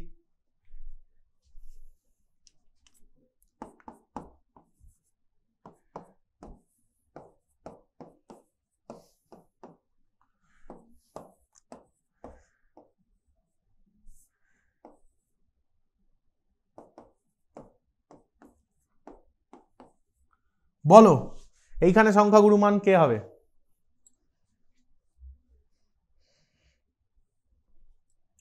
দেখি, 11 বলছে অঙ্কিতা, অনুরোধ বলছে 11, 19, শ্রেয়া দাস বলছে 11।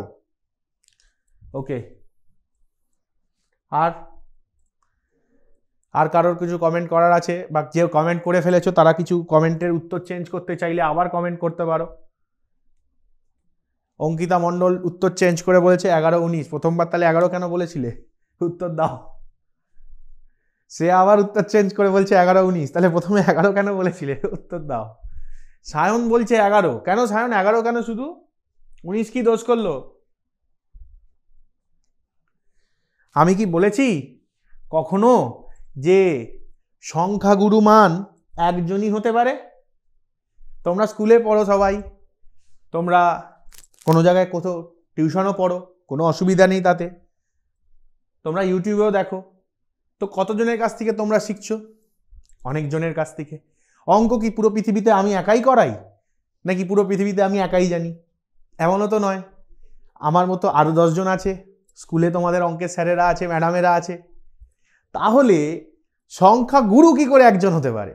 তাহলে সংখ্যার মধ্যে যে দুবার একটা সংখ্যা, এই এখানে দেখো একটা সংখ্যা আছে 11, এ কবার আছে? একবার আছে, এখানে দুবার আছে। আবার দেখা যাচ্ছে এখানে 21, 23 আছে, 19, 22, 25। আবার দেখো এইখানে 23 যে সংখ্যাটা, সরি, এই 19 সংখ্যাটা, আর এখানে এই 19 সংখ্যাটা, এটাও দুবার আছে। তাহলে দেখা গেছে 11 আর 19 এরা বাকিদের তুলনায় বেশি আছে, এবং এরা দুজনেই দুবার করে আছে। তাহলে এদের দুজনের মধ্যে আমি বলতে পারি না এ বেশি, এ বড়, এ ছোট। তাহলে এরা দুজনেই কিন্তু সমান সংখ্যক বার আছে এবং বাকিদের তুলনায় বেশি আছে। তাহলে এরা দুজনেই সংখ্যাগুরু মান। বোঝা গেল সায়ন? এরা দুজনেই সংখ্যাগুরু মান। এই জায়গাটায় ভুল করবে না। সংখ্যাগুরু মান কিন্তু শুধুমাত্র একটা হতে পারে, এটা প্রশ্ন দেয়, ট্রু ফলসেই দিয়ে দিল যে সংখ্যাগুরু মান একটাই হতে পারে। এটা ভুল, সংখ্যাগুরু মান একের অধিকও হতে পারে। তাহলে এই ক্ষেত্রে সংখ্যাগুরু মান কি হবে?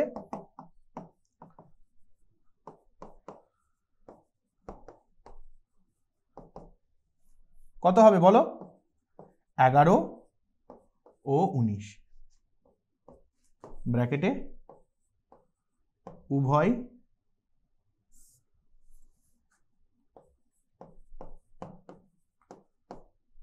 দুইবার আছে।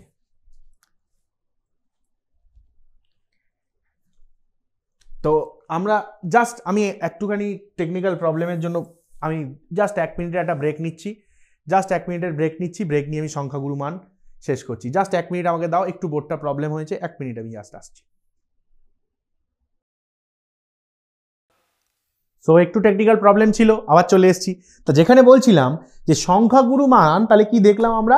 যে আগের অঙ্ক দুটোয় আমরা দেখলাম যে সংখ্যাগুরু মান কি হচ্ছে, একের অধিকও হতে পারছে। তাহলে এখান থেকে কিন্তু ওরা শর্ট কোয়েশ্চেন দেয় যে সংখ্যাগুরু মান কি অদ্বিতীয়, মানে ইউনিক, একটাই হতে পারে? না, অদ্বিতীয় নয়। সংখ্যাগুরু মান 1 বা 2 হতেই পারে, সংখ্যাগুরু মান 1-এর বেশি অধিক হতে পারে। হয়ে গেল। তাহলে আমাদের সংখ্যাগুরু মান শ্রেণীবদ্ধ নয় এমন রাশিতত্ত্বের জন্য হয়ে গেল। শ্রেণীবদ্ধ রাশিতত্ত্বের জন্য সংখ্যাগুরু মান সেটা নিয়ে আজকে আলোচনা করছি না, আর ওজাইভ যেটা আছে সেটা নিয়েও আমরা আজকে আলোচনা করব না, কারণ পরের দিন আমরা এটা কন্টিনিউ করব, সেখানে আমরা দেখব।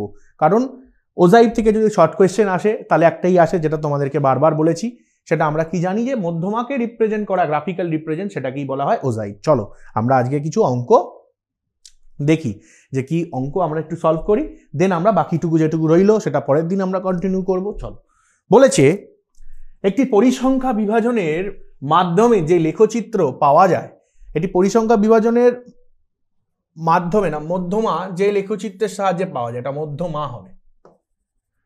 মধ্যমা যে লেখচিত্রের সাহায্যে পাওয়া যায় তাকে আমরা কি বলবো? তাকে আমরা বলবো ওজাইভ। কারণ পরিসংখ্যা রেখা নয়, পরিসংখ্যা বহুভুজ, আয়তলেখ, এগুলোর একদমই নয়। ওজাইভের সাহায্যেই একমাত্র কিন্তু আমরা মধ্যমা পাই, যেটা আমরা এক্ষুনি আলোচনা করলাম। তোমরা কমেন্ট করতে থাকো, তোমরা আমি প্রশ্ন দেওয়ার সাথে সাথে তোমরা কমেন্ট করো, যারা যারা ঠিক বলবে তাদের আমি নাম বলবো। একটু কমেন্ট বক্সটা খুলে দাও, বুঝতে পারলে? তাহলে লেখচিত্রের সাহায্যে আমরা কি করি? মধ্যমাকে আমরা নির্ণয় করতে পারি, সেই লেখচিত্রকে আমরা বলি ওজাইভ। ক্লিয়ার? চলো পরের প্রশ্নে যাই। পরের প্রশ্ন বলছে 5, 7, a, 9, b, 11 সংখ্যাগুলির গড় হচ্ছে 8। তাহলে a প্লাস b সমান কি হবে? তাহলে গড় 8 বলেছে, কতগুলো সংখ্যা আছে? 1, 2, 3, 4, 5, 6। তাহলে n সমান 6। তাহলে কি এদের যোগফল 6 দিয়ে যদি ভাগ করি তাহলেই গড়। তাহলে গড়ের ফর্মুলা আমরা জানি, গড় equals to 5 plus 7 plus a plus 9 plus b plus 11 divided by কতগুলো সংখ্যা? 6। গড়ের জায়গায় কত বসিয়ে দেব? 8। এখানে কত হয়ে যাচ্ছে? 20, আর এখানে 12, 32। 20 আর 12তে 32 plus a plus b by 6। এবার 6 দিয়ে এটা গুণ হয়ে যাবে, 48 equals to 32 plus a plus b। এবার 32 বিয়োগ করে দাও, a plus b minus 48 minus 32। তাহলে কত হয়ে যাচ্ছে?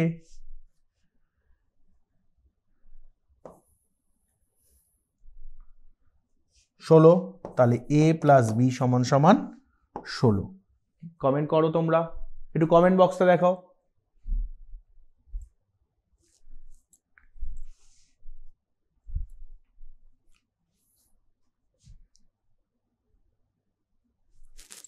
বোঝা গেল? Concept clear? কিচ্ছু না, গড় বলেছিল, সবকটা সংখ্যা যোগ করে দিয়েছি। হ্যাঁ, সবাই সি বলেছে, একদম ঠিক বলেছে। অনুরোধ, শ্রেয়া লাস্ট দেখতে পাচ্ছি, উপরে দেখি, ওপরে আর কে বলেছে? সি।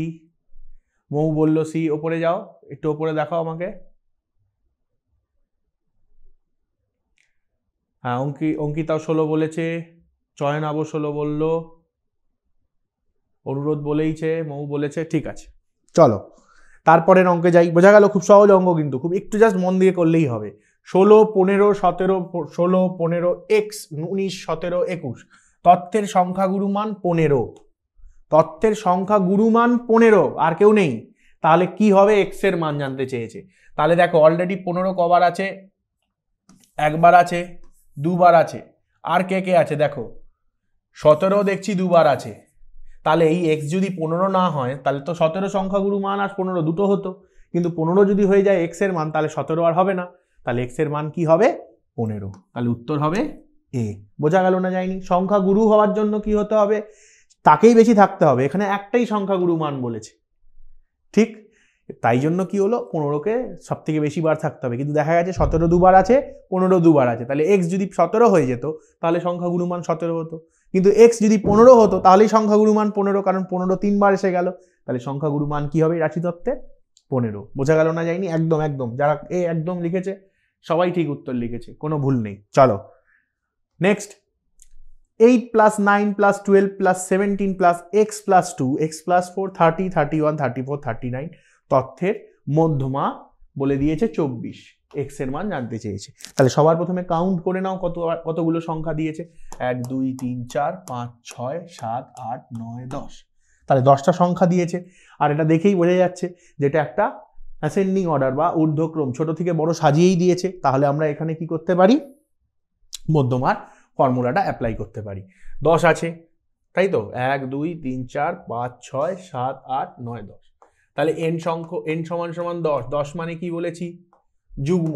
তাহলে যুগ্মর ফর্মুলাটা কি, n/2 তম পদের মান প্লাস n/2 প্লাস 1 তম পদের মান। তাহলে মধ্যমা সমান সমান, ফর্মুলাটা লিখি, মধ্যমা সমান সমান n/2 তম, যেহেতু এমসিকিউ পুরোটা লিখছি না, n/2 প্লাস 1 তম আসলে পদের মান ডিভাইডেড বাই 2। মধ্যমা কত, 24 বলে দিয়েছে, লিখে দিলাম 24। ঠিক আছে, n/2 n কত, 10, তাহলে 10/2 তম প্লাস 10/2 প্লাস 1 তম বাই 2। 24 দুগুণে কত হবে, 48, 5 তম প্লাস 6 তম, এদিকে 48 চলছে, 5 তম পদ কত, 1 2 3 4 5 মানে x প্লাস 2, 6 তম পদ x প্লাস 4, এই যে 5 আর 6 x প্লাস 4 লিখে দিলাম। ওকে, সবাই 21 বলছে, অপশান বি বলছে। ঠিক আছে, দেখছি আমি করে, এখনো বের করতে পারিনি, দেখা যাক। তাহলে x প্লাস x 2x, 4 আর 2 6 প্লাস 6 ইকুয়ালস টু 48, এটাকে ওদিকে বাদ দিয়ে দিচ্ছি। তাহলে 2x ইকুয়ালস টু 48 মাইনাস 6, তার মানে কত হয়ে যাচ্ছে, 42। তাহলে x ইকুয়ালস টু 42/2 মানে 21। অপশন বি যারা যারা লিখেছো, সবাই ঠিক লিখেছো, বোঝা গেল না, যায়নি, কনসেপ্ট ক্লিয়ার, কোনো জটিলতা নেই। ফর্মুলা বসিয়ে দিলাম, n যুগ্ম ছিল, যুগ্মের ফর্মুলা বসিয়েছি, 5 তম পদ 6 তম পদের মান লিখেছি, x কে বাদিকে নিয়েছি, বাকিগুলো ডান দিকে সলভ করেছি, খেলা শেষ। নেক্সট, সত্য না মিথ্যা, খুব সহজ হবে। সংখ্যাগুরু মান সমান সমান 3 গুণ মধ্যমা মাইনাস 2 গুণ যৌগিক গড়।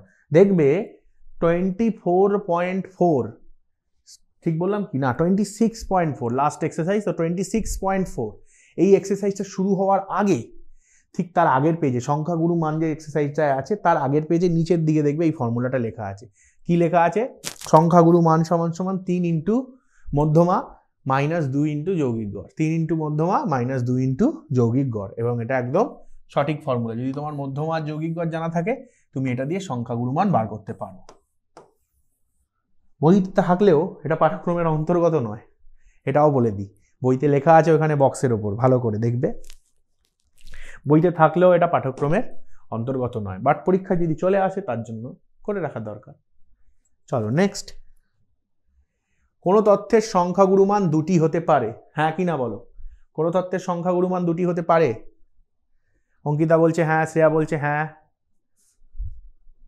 সবাই বলবে হ্যাঁ। কেন, আমি এক্ষুনি বলে দিয়েছি যে সংখ্যাগুরু মান একের অধিক হতে পারে, তার মানে দুটি হতে পারে। তার উদাহরণ এক্ষুনি আমি অঙ্ক করে দেখিয়েছি, সেকেন্ড অঙ্কটা দিয়ে দুটি বেরিয়েছিল, 11 আর 19। হ্যাঁ ট্রু, সবাই ট্রু বলছে, সায়ন বলেছে, চয়নব বলেছে।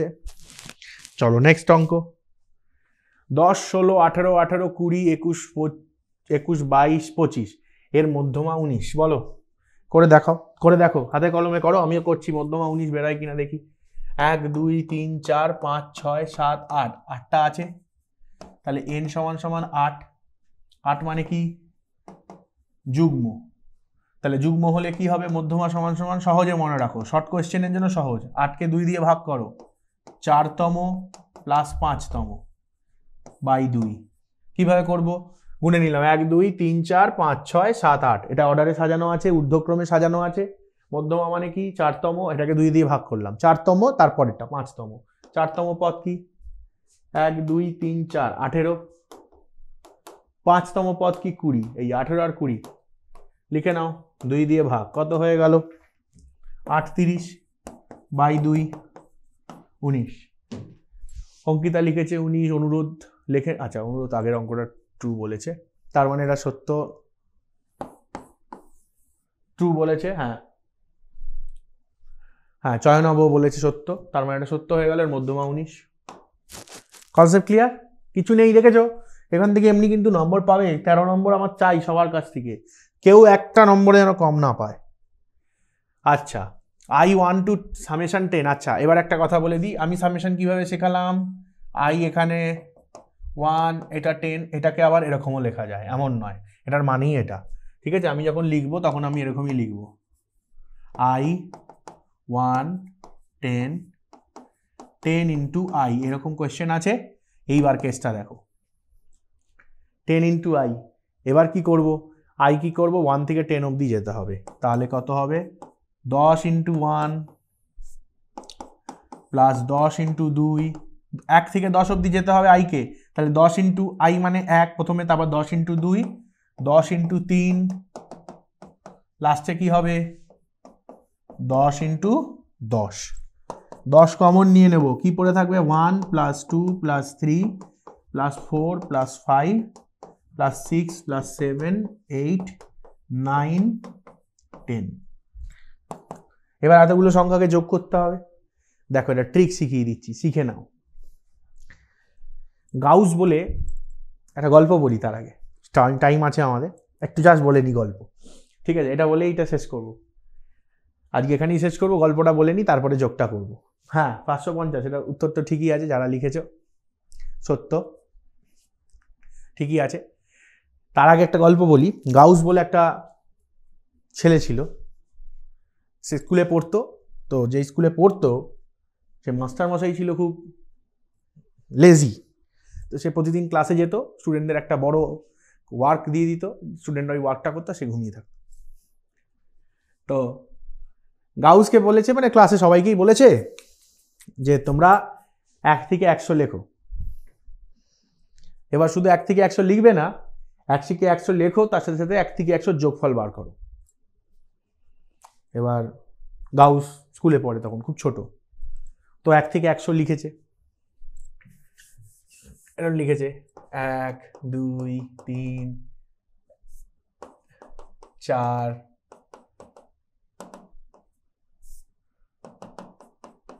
100। এবার বলেছে 1 থেকে 100 যোগফল বার করতে। গাউস ছিল বুদ্ধিমান ছেলে, ও বাচ্চা হলে কি হবে, এদিকে ধরো 97 98 99 প্লাস 100, এই তো।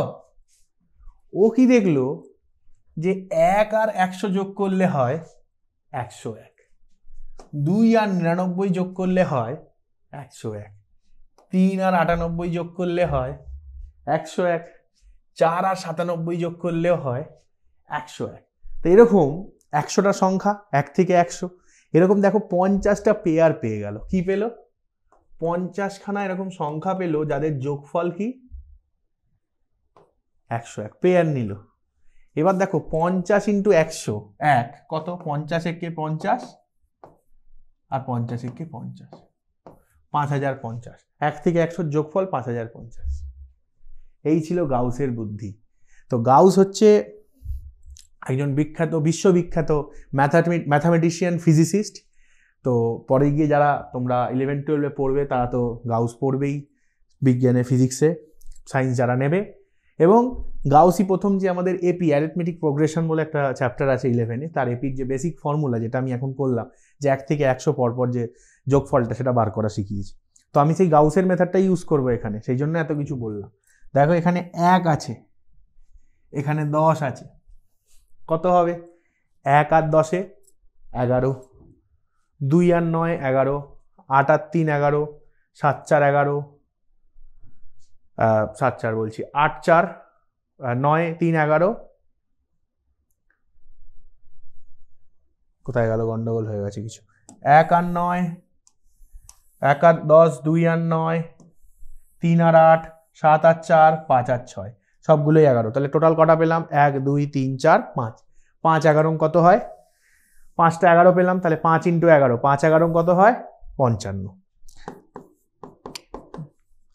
তার মানে 1 থেকে 10-এর যোগফল 55, 550। তার উত্তর হয়ে গেল ট্রু। বলো বুঝতে পারলে না পারলে না, বোঝা গেল এটা উত্তর ট্রু ছিল। তাহলে এই নতুন একটা জিনিস শিখলে, এটাকে আমরা এটা গাউসের নিয়মে যোগটা করলাম। যদি এরকম কোনো যোগ থাকে পরপর সংখ্যা, তো এই পদ্ধতিতে যোগ করতে পারো, ঠিক আছে, বোঝা গেল। এবার বলো তোমাদের কারোর যদি কোনো প্রশ্ন। আজকের ক্লাস এখানেই শেষ করছি, পরের দিন এসএ কিউ করবো, এলএ কিউ করবো, ওজাইভ নিয়ে বলবো, সংখ্যাগুরু মান, শ্রেণীবদ্ধ রাশিতত্ত্বের ক্ষেত্রে কীভাবে বার করে সেটাও বলবো। চলো, কারোর কোনো প্রশ্ন থাকলে বলো, হ্যান্ড রেজ করো, হ্যান্ড রেজ করে তোমরা বলতে পারো, আর না হলে আজকের ক্লাস এখানেই শেষ, দেখা হবে পরের ক্লাসে। ভালো লেগেছে ক্লাস? বুঝতে পেরেছো? যদি আমার সাথে কথা না বলো তোমরা কমেন্টও করতে পারো, যদি কথা বলতে হয় কীভাবে সেটা না বুঝতে পারো কমেন্ট করতে পারো, কমেন্ট বক্সটা খুলে রাখো, একটু কমেন্ট বক্সটা দেখো।